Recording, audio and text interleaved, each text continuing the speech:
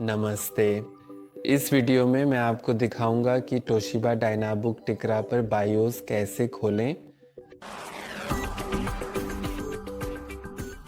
सबसे पहले आपको अपना लैपटॉप बंद करना होगा और मैं यह स्टार्ट बटन या पावर बटन के ज़रिए बंद करने की सलाह नहीं दूंगा, क्योंकि इससे ये पूरी तरह से बंद नहीं होता। तो मैं जो सलाह देता हूँ वह ये है कि सबसे पहले आपको ये जानना चाहिए कि बाईं ओर एक पावर लाइट है और अब हमें बस पावर बटन को यहाँ दबाए रखना है जब तक कि यह पावर लाइट बंद ना हो जाए। तो अगर स्क्रीन बंद हो जाए तो कोई फ़र्क नहीं पड़ता। फिर भी साइड में जो लाइट है उसके पूरी तरह से बंद होने तक बटन दबाए रखें और फिर आधा मिनट इंतज़ार करें। तो मैं शुरू करने जा रहा हूँ।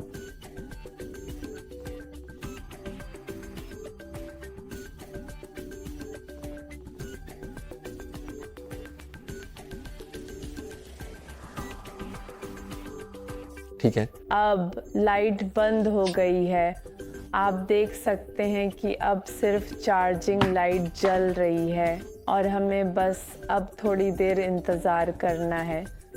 और लगभग आधा मिनट या 20 सेकंड बाद पावर बटन दबाएं और जैसे ही आप उसे छोड़ें तुरंत F2 कुंजी को बार बार दबाना शुरू करें जब तक कि आप iOS में न पहुंच जाएं। तो चलिए अब पावर बटन को धीरे धीरे दबाते हैं और उसके बाद अब कीबोर्ड पर F2 कुंजी को बार बार लगातार दबाना शुरू करते हैं।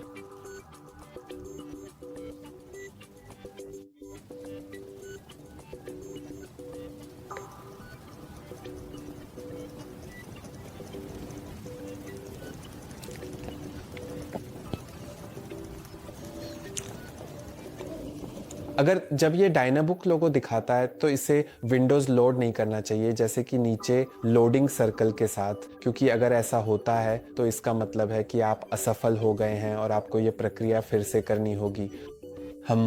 और वैसे शायद हम बाहरी कीबोर्ड काम न करें और साथ ही हमेशा यह सुनिश्चित करें कि आपने अपने लैपटॉप को पावर की को दबाकर और पकड़े रखकर बंद किया है, न कि हम सिस्टम के ज़रिए। अब मैं ब्राइटनेस को थोड़ा कम करने जा रहा हूँ और जैसा कि हम देख सकते हैं ये हमारा बायोस है। यहाँ माउस उपलब्ध है लेकिन मैं इसका उपयोग नहीं करूँगा। ये वास्तव में असुविधाजनक है और बेहतर है कि आप बस तीरों का उपयोग करें बाएं, दाएं, ऊपर और नीचे जाने के लिए और बाकी सब कुछ के लिए। आप देख सकते हैं कि यहाँ सब कुछ उपलब्ध है।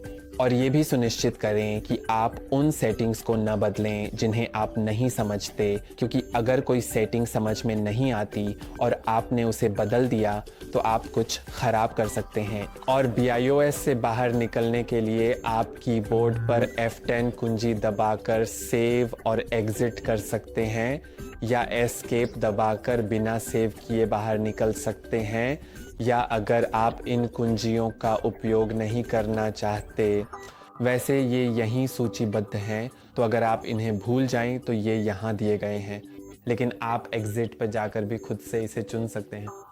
और इस लैपटॉप के बायोस के बारे में मूल रूप से बस इतना ही है। आज के लिए बस इतना ही। लाइक और सब्सक्राइब करना न भूलें। फिर मिलेंगे अगली बार।